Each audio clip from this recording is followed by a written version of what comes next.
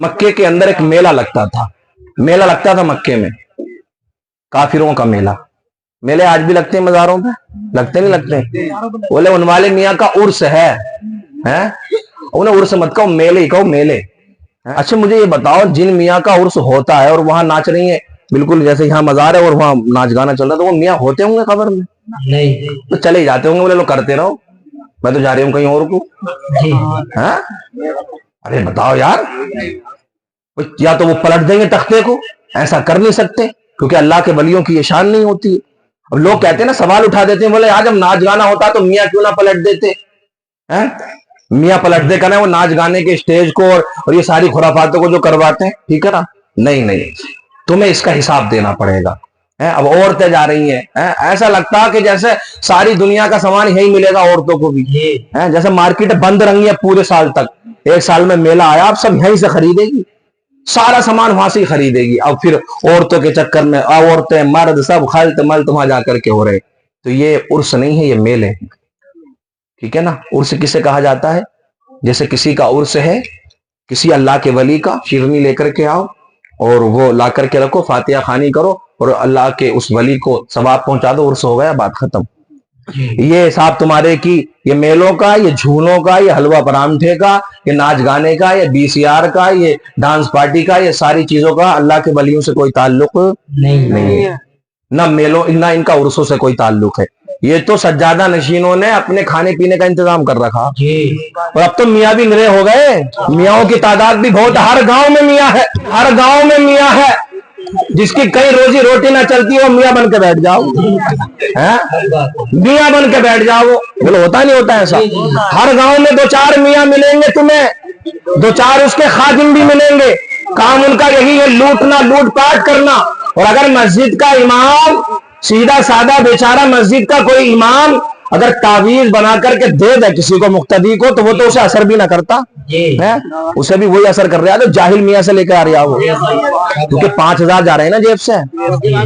اور اب کیا ہے، اب سنو یہ دوسری بات کیا ہے، اب تو ریٹ رکھ دی انہوں نے بھی، بولے بخار کے تعویذ کے 2,000، سر کے درد کے 3,000، اور بڑی بیماری ہے تو 5,000، 50,000، ابھی لاکھ تک ہے۔ اور تم یہ بائی پاس پہ چڑھو گے پاک بڑے سے، تمہیں کئی کوٹریاں مل جائیں گی وہاں تک، دلپت پور تک، کئی یہ والے میاں کی، یہ والے میاں، اور یہ نیلے شاہ، پیلے شاہ، کالے شاہ، نیم والے، ہرے والے، سارے ملیں گے وہاں تک۔ لائن لگی پڑی ہے، لائن رکھنا۔ جو اللہ کے نیک بندے ہیں، اللہ کے جو نیک بندے ہیں، جو نیک بندے ہیں اللہ کے، ان کی زیارت کرنا، ان سے مرید ہونا، یہ ثواب کا کام ہے، یہ تمہاری بخشش کا، مغفرت کا ذریعہ ہے۔ لیکن مجھے بتاؤ، کیا وہ اللہ کا ولی ہو سکتا ہے جو تمہیں نماز پڑھنے سے روکے؟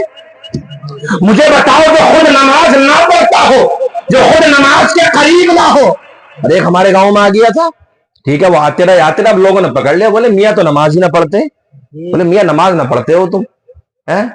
بولے میری نماز یہاں ہو رہی ہے، چھوٹے سے گاؤں میں میری نماز ہو جائے گی؟ میں تو نماز کا ٹائم ہوتا تو آنکھیں بند کرتا ہوں اور مکے میں پہنچ جاتا ہوں۔ آنکھیں بند کری، ارے ایک سے ایک بڑا جھوٹا پڑا، ایک سے ایک بڑا ہے۔ بولے آنکھیں بند کری اور سیدھا مکے میں۔ اب 2-4 چلاک تھے لوگ، وہ بولے میاں جب آنکھیں بند کر کے مکے میں تم ایک دم پہنچ جاتے ہو تو اس غریب کا تم پیسہ کیوں برباد کر رہے ہو، کھانا بھی وہیں کھا کے آ جایا کرو، اس سے مرغے بکرے کیوں کٹوا رہے ہو تم؟ اور ایسے لوگوں نے اسلام کو بدنام کر رکھا ہے۔ لیکن یاد رکھنا، آج جو دنیا قائم ہے، آج جو مسلمان قائم ہے، وہ اللہ کے نیک بندوں کی وجہ سے۔ بات لمبی ہو جائے گی۔ میلہ لگتا تھا، اب اس میلے میں کفار آتے تھے، مشرکین آتے تھے، اللہ کے رسول دین کی دعوت دینے جایا کرتے تھے وہاں پر، ٹھیک ہے نا، کہ اے لوگو کلمہ پڑھو، ایک اللہ کو مانو اور ان بتوں کے سامنے اپنے سروں کو نہ جھکاؤ، یہ تمہیں کچھ نہیں دے سکتے ہیں، اے خدا ایکتا کی طرف آ جاؤ، یہ وہ اللہ ہی تمہارا رب ہے، اللہ ہی تمہارا خالق ہے، اللہ ہی تمہارا رازق ہے، اللہ ہی تمہارا مالک ہے، اللہ ہی تمہیں پالنے والا ہے، اللہ ہی تمہیں رزق دینے والا ہے۔ میرے عزیزوں، اب کچھ لوگ کلمہ پڑھ لیتے، کچھ لوگ اللہ کے رسول کی بات کو مانتے، کچھ لوگ انکار کر کے چلے جاتے۔ لیکن آؤ میرے عزیزوں، یہ وقت کی ضرورت ہے، اس لیے میں نے ان باتوں کو چھیڑ دیا ہے۔ آؤ جو نہیں آئے ہیں وہ پچھتائیں گے، لیکن تم جو آ گئے ہو نا، تم نے بہت بڑا نیک کام کیا ہے، اللہ تمہیں انشاءاللہ اس کا اجر عطا فرمائے گا۔ ہمیں دنیا والوں سے غرض نہیں ہے, ہمیں تو اس کا انعام اللہ سے چاہیے, اللہ سے چاہیے. اور ہمیں کیا انعام چاہیے؟ تو جب ہم اس دنیا سے جائیں گے تو اللہ ہمیں جنت عطا فرمائے گا, اللہ ہمیں جنت میں اعلیٰ مقام عطا فرمائے گا. بولو جنت چاہتے ہو نہیں چاہتے ہو؟ انشاءاللہ ہمیں اللہ جنت عطا فرمائے گا. رب کریم کے رحمت و انوار کی بارشیں ہوں گی, میرے آقا دین کی دعوت دے رہے ہیں, میلہ لگا ہوا ہے. اب اسی میلے میں میرے عزیزوں یثرب سے کچھ لوگ آئے ہیں, یثرب سے کچھ لوگ آئے مکہ. اب یثرب کون سی جگہ ہے؟ یثرب وہ جگہ تھی اس وقت میں میرے عزیزوں جو آج مدینہ ہے. کیا ہے؟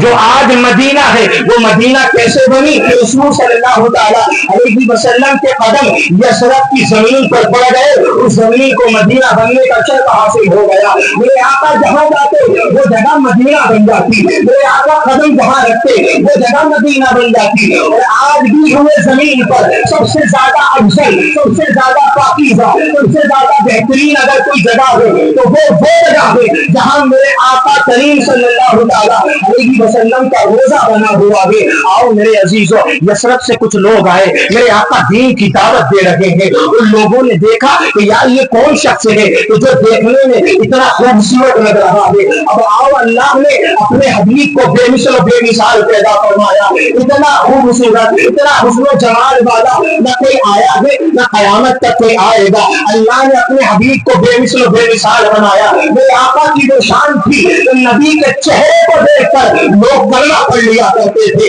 نبی کی گفتگو کو سن کر لوگ کلمہ پڑھ لیا کرتے تھے. اللہ وہ کبیرہ یثرب کے کچھ لوگوں نے کلمہ پڑھ لیا. اب وہ یثرب لوٹے نا میرے عزیزوں, وہاں جا کر کے انہوں نے اپنے گھر والوں سے بتایا, رشتے داروں سے بتایا کہ ہم نے اسلام کو قبول کر لیا ہے, ہم نے مذہب اسلام کو اپنا لیا ہے, ہم نے مذہب اسلام کو اپنا لیا ہے.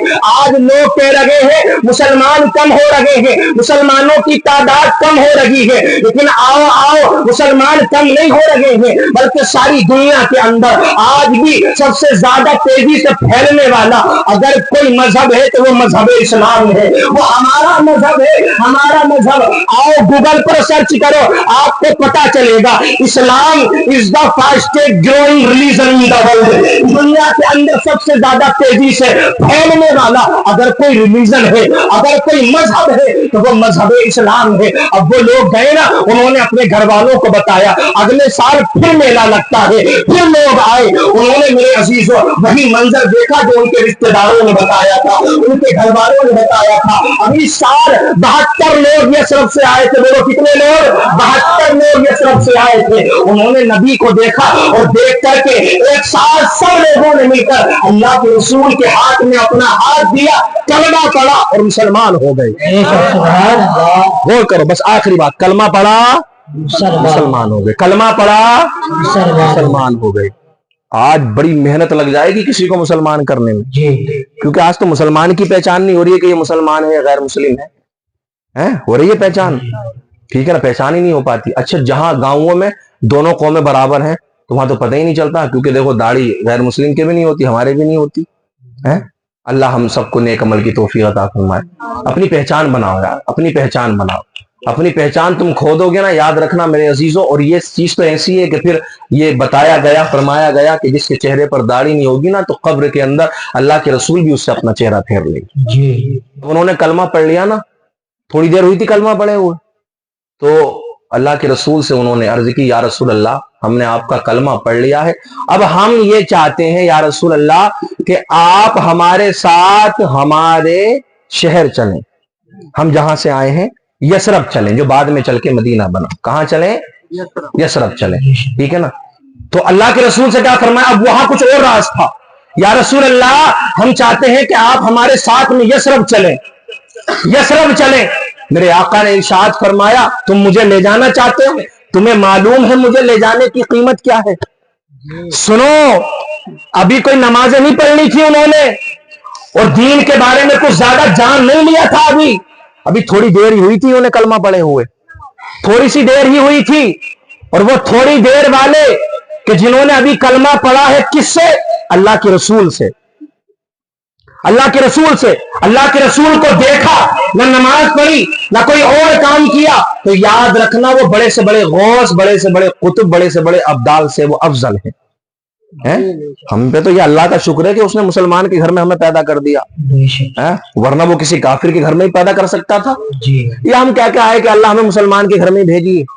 بولو بتاؤ. نہیں نا، یہ تو اللہ کے کرم کی بات ہے، اللہ کے شکر کی بات ہے. اب انہوں نے کہا یا رسول اللہ ہم لے جانا چاہتے. میرے آقا نے ارشاد فرمایا تم مجھے لے جانے کی قیمت جانتے ہو؟ یا رسول اللہ ہم تو لے جانا چاہتے، قیمت کیا ہے آپ کو لے جانے کی؟ اب ہمارے اور تمہارے ذہن میں آئے گا کہ کچھ درہم و دینار دینا پڑیں گے، درہم یا پیسے دینا پڑیں گے، کچھ نہ کچھ دینا پڑے گا.